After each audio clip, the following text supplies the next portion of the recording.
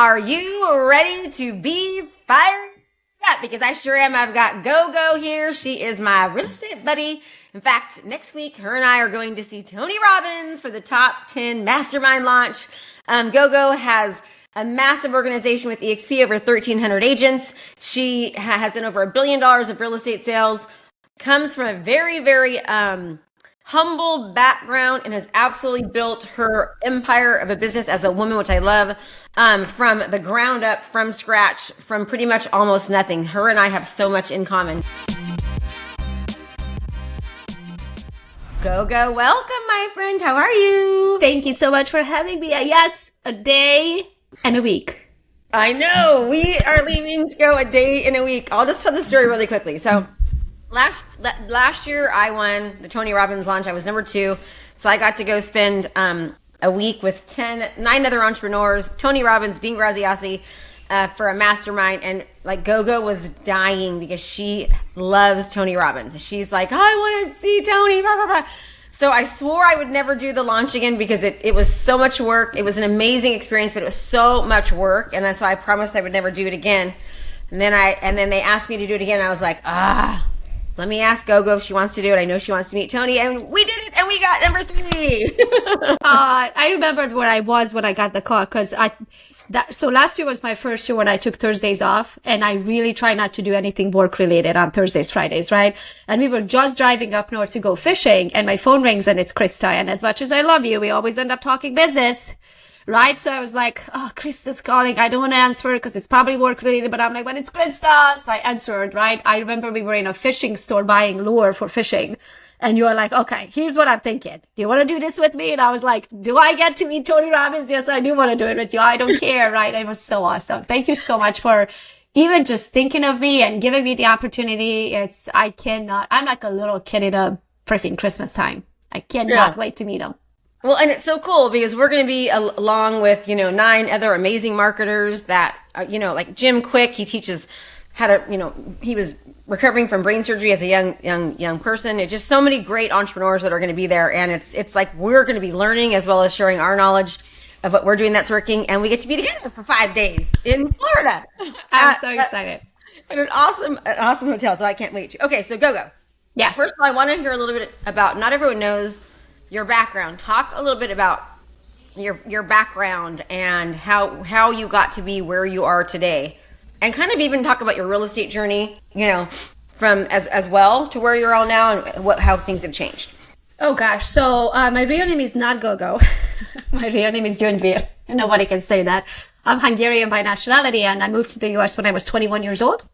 And in 2003, barely speaking English, $200 to my name. You know the success stories, right? They always start like, what do they call it? Silver spoon? Yes, you have a hero's journey. You have a hero's journey, that's for sure. Yeah, opposite of a silver spoon. And pretty much came to the US. I did not even know of real estate. Like, real estate is not a thing. People usually in Romania live generations, multiple generations in a home and inherited and all that. So I met my husband after 2 months. I came as an au pair or live-in nanny. And then I met my husband after 2 months. And I was so eager to just kind of learn all kinds of different things, right? So my English was super broken. My name was very hard to pronounce. And I kind of did all kinds of jobs. Like, I worked as an au pair. I worked as a babysitter. I worked in a jewelry store. I have a restaurant food safety auditor certification. I work in the plastics department. Like, you name it, I've done it. Like I like to joke and say that it's a process of elimination, what I don't want to do when I grow up, right? And I tried it all, and then I realized I don't like anything. So real estate kind of came about. At the time, I was a stay-at-home mom. So we have 2 boys. We have a Kobe, and he's 16. Duke, he's 14. When Duke was born, he got really super duper sick. He got Giardia, and we almost lost him. It's a freshwater parasite. And so for a while I stayed home, and I could not imagine handing my sick child over to someone to raise them, right? So I stayed home for a while. We just kind of got a lot of credit card debt, those early ages of parenthood and married life. And I decided, okay, I need to go back to do some sort of a job. Right. And I decided to do real estate. It was my neighbor's idea. She was like, you're so good on Facebook, because that was my only way to stay in touch with all of my friends at home. Yeah. Right. So I was out of necessity good on Facebook and always on Facebook because I left a life behind. Like I was 21 when I left and I left by myself. Like I didn't come here with my family. I don't have anyone related to me on this whole continent besides my 2 children. Mm-hmm. Wow. Right. So I needed to stay in touch so that I don't get homesick. So because of that, I was always on Facebook. My neighbor thought because I was always on Facebook, I would make a great realtor. Right. And so that's how it started. She stopped by one day at the end of the driveway and she's like, hey, I think you should be a realtor. And I already talked to Real Estate One. Here's the broker's phone number. Tell him I sent you. She used to be the director or still is the director of Capital Title, a title company. And so based on her recommendation, I went to Real Estate One and they hired me right there on the spot. They said they will pay for my schooling if I pass licensing, which I did. So life to date, I have 0 investments into real estate. It costed me $0 to get licensed in real estate. And I've been a licensed realtor since 2011. Yeah, and you've sold just a ton of properties. I mean, now you've got a team. You don't work as much as you used to, and you have this huge organization with EXP. Talk about the shift. What made you decide to shift from production to, having a team that was producing to now almost having a team that's not, throughout the nation through EXP? Yeah. By the way, Gogo and I are both with EXP. So, you guys want to reach out to us, you can come join us in our organization. We will take care of you, teach you how to sell a ton of homes and make a lot of residual passive income. Exactly. So again, credit is due to Tony Robbins. So I did UPW quite a few times and then I went to Business Mastery. The year when I went to Business Mastery, I made $250,000 and I thought I was like the shit, right? Like, excuse my French if I can't say that word on your podcast. So I go in there thinking I'm all that in a bag of chips. I'm an immigrant, no college education, no school debt, making $250,000. Like I would have not made that in a lifetime in Romania, let alone in a year, right? So I was feeling pretty good. Well, I go in there and there's all these kind of like millionaires and multimillionaires and billionaires. And I was sitting next to this kid who I swear was like 26 years old and was making, millions a year, selling yachts. And I was like, oh, okay. Hold on a minute. What am I doing wrong? What do these people know that I don't? That was number one. Number two, I realized at that event that the multi-billionaires and millionaires of the world, they have multiple revenues of income, not one source. And they don't trade their time for money on every single one of them. They trade it in some of them, but not all of them. And here I was trading time for money for that. Yes, it was $250,000 in a year. $250,000 was a shit ton of money for me at the time, right? But it required 100% of my time. 100% of my effort. If I got pregnant, if I got hit by a car, like if I didn't go to sell the next house and collect the next commission, that money was not coming in. So when I left from that Business Mastery, I was like, okay, $250,000 is nothing. It's depending who you compare it to, right? And I'm like, if I can do $250,000, then I can do $1 million. If I can do $1 million, I can do 2. And if I can do 2, I can do 10. And you know what I mean? Like walk myself through that.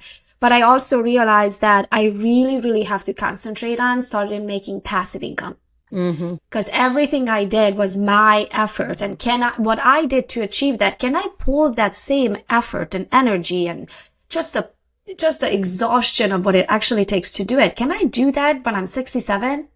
Can I chase the next commission? Can I go sit another open house? Do I want to do another freaking home inspection and negotiate it? You want to have to leave, when the phone rings on Christmas Eve or the day after Christmas. It's like there comes a time, and like I loved real estate just like you. The year I left real estate to be a full-time coach, I sold 154 homes that year myself as a solo agent.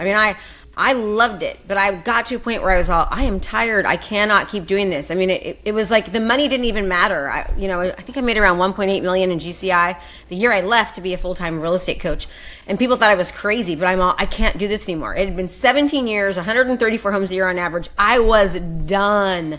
And everyone listening to this, I want you to hear her. You will come to that point, especially if you're a top producer. You will come to a point where you are tired. And so having multiple streams of income is just huge. And they don't teach us this kind of thing in real estate. No, and also I was getting a little snippy with my clients. Yeah. I don't believe you. You go a little snippy? No way. So the way I looked at it, I never wanted in the past, I would look at people and be like, 12,000, like everybody had a dollar amount above their head. I'm like, $12,000, I'll be your best friend for 90 days. Ooh, $15,000, I'll be your best friend for 90 days. Like everybody had a dollar amount, right? But as things are progressing and as I'm having so many clients and as I'm having so many things, I was like, and if someone was just a total not nice person. Yeah. I think a lot of people they just don't treat real estate agents with respect. And quite frankly, and a lot of times I understand why, because a lot of agents don't take it very serious. They're not experienced. They're not educated. They're just, they a lot of times are a little overpaid because they're just sticking a sign in the wall, doing an open house. They're not investing in their education and their knowledge to be the best of the best. And they should, right? Yeah. And unfortunately, but like even you said, you didn't spend a dime to get into real estate. Well, most people spend a few $100s and voila, you're a real estate agent dealing with people's most valued asset. And that's it. And quite frankly, they should not be selling. They're not properly educated to actually deal with people's most valued asset. And people on this call might be getting mad that I'm saying it, but it's really, really true. There's so much involved in the real estate transaction that can go wrong if you're not, you can lose people hundreds of thousands of dollars, like thousands of dollars, Oh yeah, I always say not all realtors are created equal. Yes, no, not at all. No. And then so I realized, I was like, okay, I don't want the quality of my work to give because of the quantity of my work, right? And I was like, okay, but I also want to make more money. So how can I make more money and not have to work more and lose my mind? Like I was proud that I was a stay-at-home mom kind of, and I was, dropping off my kids and picking up my kids, and I was there for soccer. Yeah, I was doing this the whole time. Hold on, honey. Yeah. Okay, hold on. I have to take this call, honey. This is a $19,000 phone call. Mommy has to take this call. Like, I wasn't really there, right? You know what I mean? Like, I was just physically there, but I had no idea if we won the game or we lost. Mm-hmm. Good for you, though, for recognizing it sooner. I mean, I always tell people, hey, I didn't work weekends. I stopped every day, Monday through Friday, I would stop. My last appointment would be at like 4:00. So I'd be home by 6. But that really wasn't, it was true, but it really wasn't true. Like looking back, I was on the phone, like you said, I was like the mom going down the zip line, with like the pictures of real estate agents, on the parachute. That was me. Like no joke. Like I'm like making phone calls, going down the zip line in Mexico, like I'm the mom getting up at 3 a.m, working from 3 to 9 Hawaii time, and then sneaking back in bed so my family didn't know that I was just working for 6 hours, because I had to, and it was just, it's hard. You come to a point where you don't want to do it anymore. Yeah. And then so I realized that the Tony Robbins have had the business mastery that I have to figure out a way how to make money in my sleep. I have to figure out a way how to have multiple revenues of income, so not have to rely on commissions only. Because if the market tanks or this happens or that happens, you want to have multiple revenues of income. And so I stayed with real estate one for 7.5 years. Then I switched to Keller for profit share. But when you learn profit share, revenue share sounds so much better. Oh my gosh. There's not even I'm pulling something up right now as you're talking because I just got this today. I'm going to give you some. Yeah, because if you think about it, I was looking at Gary Keller, right? And I was like, okay, when I grow up, I want to be Gary Keller. He takes revenue share. Oh yeah, who wants to? Well, he takes revenue share, not profit share. Exactly. If I remember correctly, I think it was 6% up to $3,000 from every agent, and I was like, okay, well, I want to be Gary Keller when I grow up, right? And then I was introduced to EXP, and I became Gary Keller. I take revenue share. Thank you so much. Not after they carpeted the office and hired a new manager. So let me just give you some props. I just got the EXP list today. Okay. Gogo is number 47. In agent attraction out of over 90,000 agents, and I just hit number 80. In fact, I'm beating Elena Cardone. Yay! That is awesome. I have not seen the list. Is it in the? I'll send it to you right now. Would you? How do you get it? I don't get it. My Jesse, your team gets it to you. Okay. Jesse gets it and always I'll text you right now. Ask for it. That would be awesome. But I mean. Like I haven't even really been making it as a priority as I am now. Now I'm realizing, because I have, like Gogo, we both have coaching programs, and I'm realizing just how expensive it is to run a coaching program and how much money it's costing me. So now, and I have multiple streams of income like you, but now revenue share, EXP and growing my organization is really, really big. Like we are just doing so much right now because I understand how important it is. I'm older than you. I'm 52. How old are you? 42. Okay, so I'm 10 years older than you. You were smarter by learning this sooner than I am. Even the fact, like, realizing when you're kids, because you've got a 14-year-old and 16-year-old, realizing, like, man, I'm there, but I'm not. I didn't realize that until my kids were already gone, right? They were graduating, and I just started crying on listing appointments because I realized, oh my gosh, my daughter is graduating, and I have just worked myself to the bone. And I was a great mom, so proud of myself for the mom I was, but I could have been more present, you know? I have a friend in heaven now. Her name is Kate. And she asked me one day, and she goes, or we were just talking while she was still here on earth. And she told me, she goes, you have 6 summers left.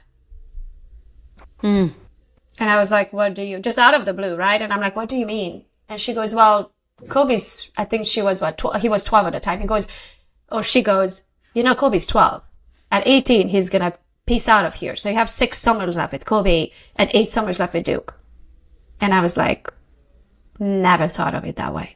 Yeah. Never thought of it that way. That really we have 18 summers with our kids. And then they poof gone. Yeah. So that was the moment where I was like, okay, I have to figure out. But I also wasn't willing to reduce the quality of life that I imagined for myself. Mm-hmm. Right? I didn't want to have to say, okay, I guess I'll take less for the next few years so then I can have more time with my kids. I was like, no. I want the quality to be even better than what it is today. So I must figure out how I can do that with less work. Yeah. So I can have my cake and eat it too. Mm-hmm. Mm-hmm. I love it. Oh, this is so raw. I didn't know that your son was sick when he was born. I don't know if you noticed, my daughter had contracted spinal meningitis, and she had kidney failure and had multiple strokes when she was just 10 days old. And we were at Oakland Hospital for several weeks, 3 weeks with her. And they told me she was going to die multiple times. That's when I left my full-time teaching job to get into real estate so I could be a stay-at-home mom and I could play real estate. Right. And then very shortly after, my husband had an affair and left us and drained our bank accounts. And we had just bought a new house. So I had to make real estate work. So very similar to you, but different. Our stories are so similar. It's unbelievable.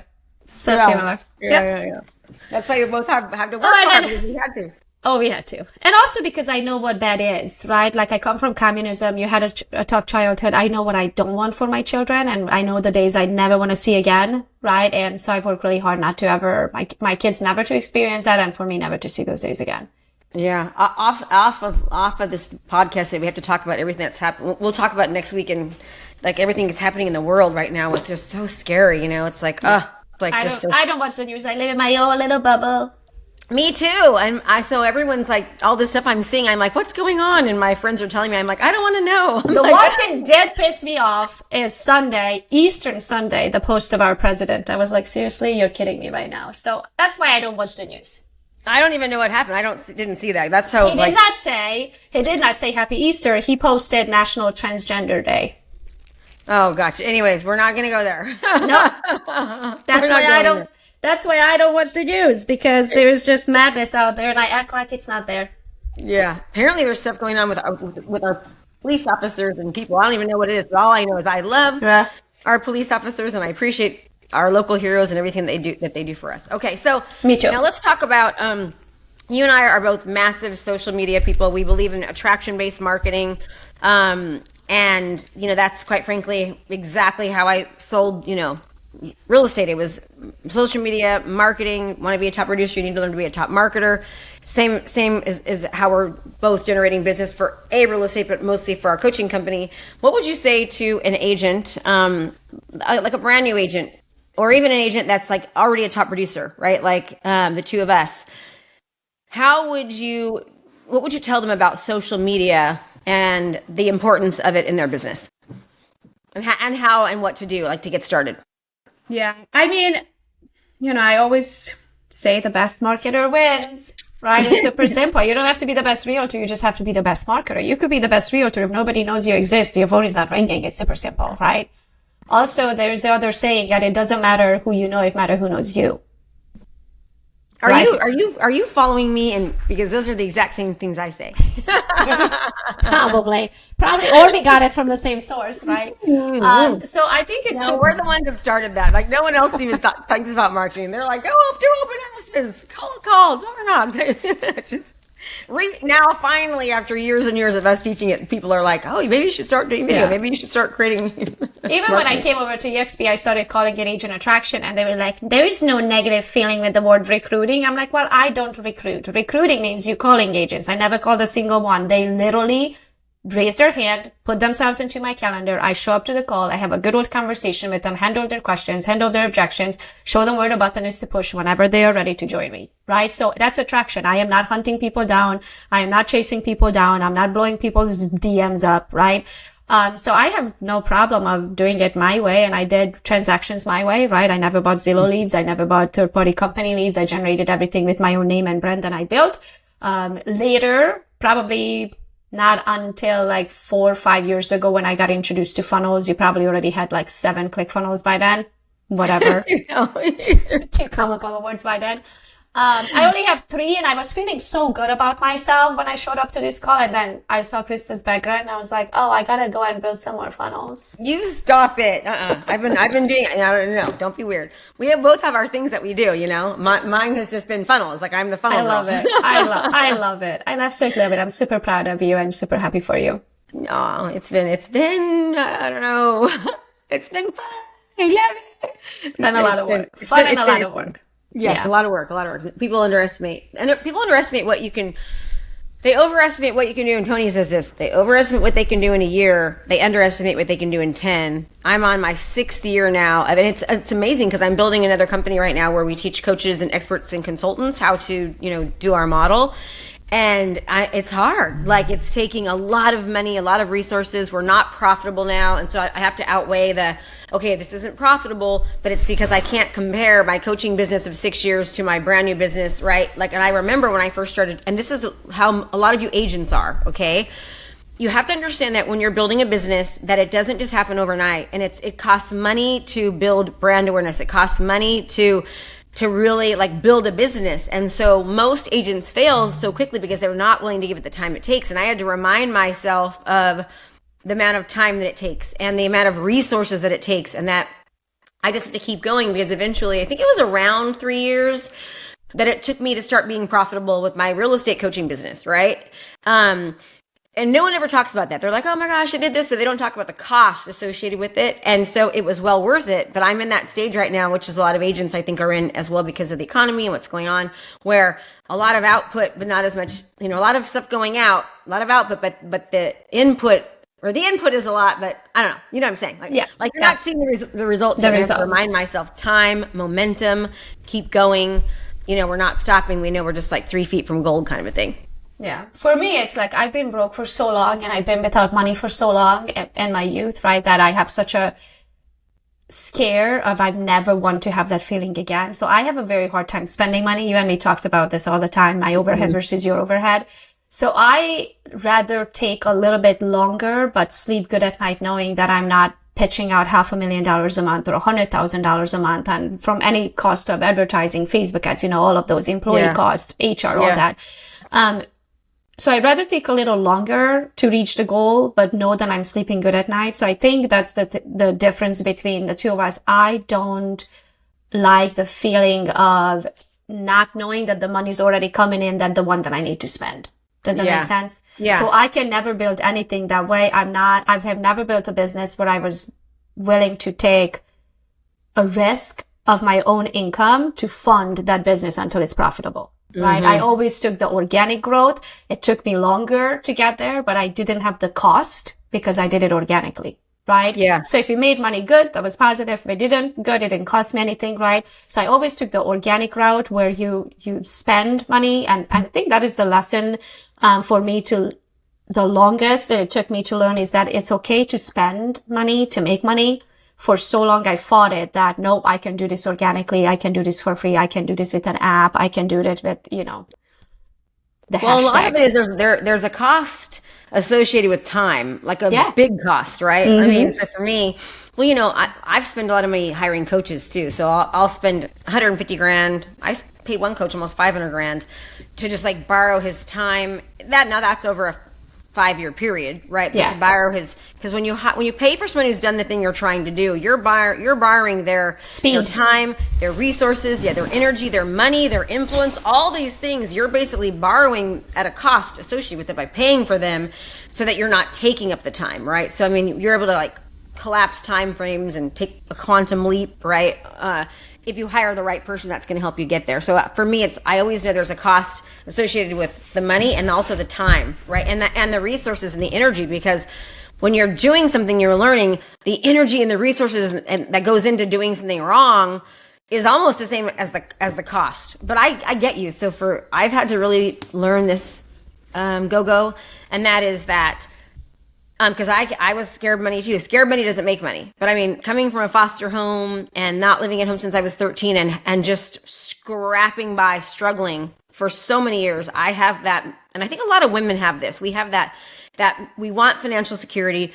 We need that more so as a woman, I believe. And so I was always afraid if it's going to go again, because that's what happened to me. Like I got married and it was great. And then all of a sudden my husband left and drained our accounts and it was gone again. Right. Was doing great in real estate. The market changed and all of a sudden it was like, whoa, everything changed again. So it was like this constant battle of, and so when you have it, you want to hold on to it. But I've tried to learn that scared money doesn't make money. Now, I'm not always right. I make a lot of mistakes. I agree. I'm right there in the middle, right? It's like I want to play it safe, but not too safe. I want to spend money so that you can get to where you want to go faster, but not spend too much where it's too risky for me, where it doesn't let me sleep at night, right? Yeah. So it's like that's smart. Yeah, I try to like make myself in the middle. Yeah. Well, and I'm like you too. So for example, we own multiple properties. In fact, you're in Florida.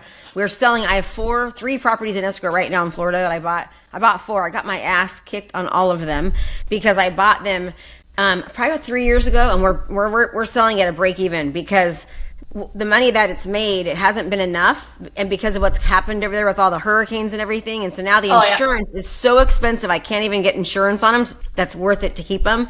So we're selling them. We're just kind of breaking even, but I have owned like 10, 12 properties, all outright, paid for in cash. If I would have over the past 10 years taken the equity out of those properties and bought 2 and 3 more for each one, my wealth would have like tripled or quadrupled, right? But my fear of, I like to be safe. I like to own these houses outright.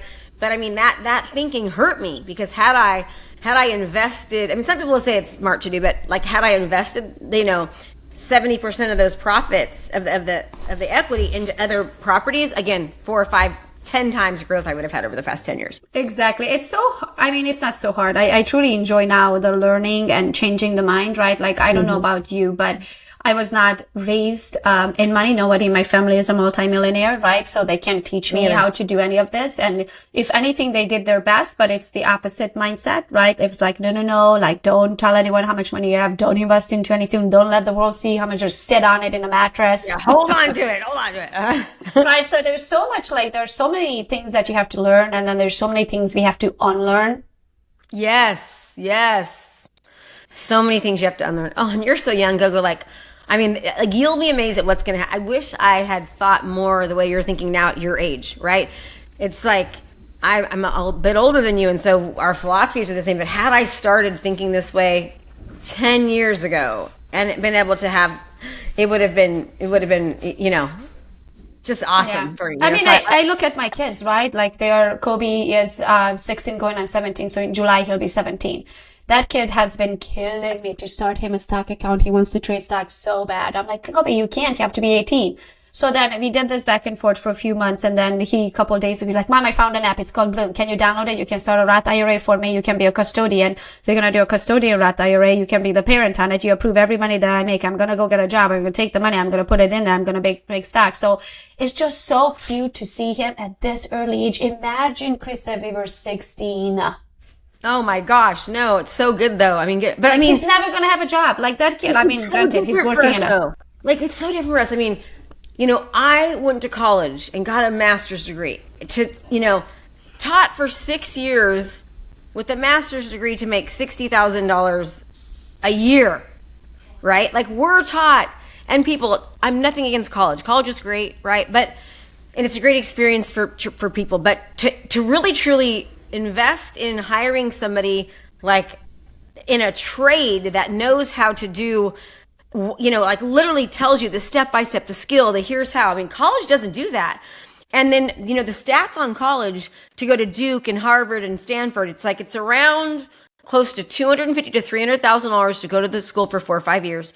The average person makes around $60,000 a year when they first come out, average. And the average after 12 years is only $80,000 a year. Oh now, this gosh. is graduating from those colleges, and they just so much debt. So I just think there's so much opportunity right now in the world with how you can make money and really thinking outside of the box. And people have been so comfortable, just like realtors, right? They've been taught, do open houses, cold call, door knock. This is the way, sphere of influence. They haven't been taught there's so many other ways to do it now, which is how the consumer's looking, but they haven't been taught to do it. And we're still so closed-minded in how we're thinking about things. And that's why so few real estate agents are able to do well, because number one, they're not taught. And number two, they're so stuck in their ways, right? Like I love the fact that you're, raising these young men to think outside the box and then giving them the freedom and then teaching them to do so. It's really amazing to see.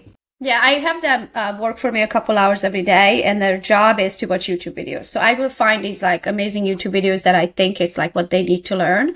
And if it's a half an hour video, they get paid a half an hour for watch it. Or I'll give them a book. I said, okay, read this book. If they read for 2 hours, they get paid for 2 hours.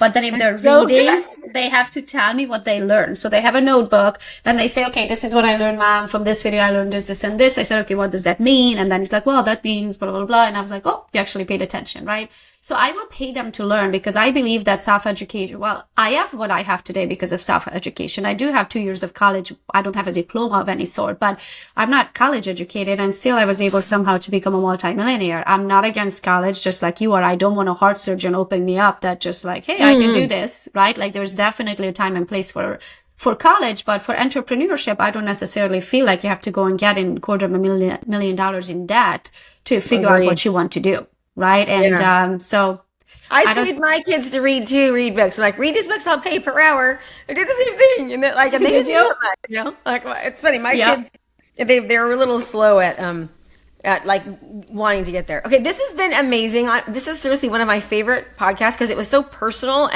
but yet so informative. And I hope that you all enjoyed this so much too.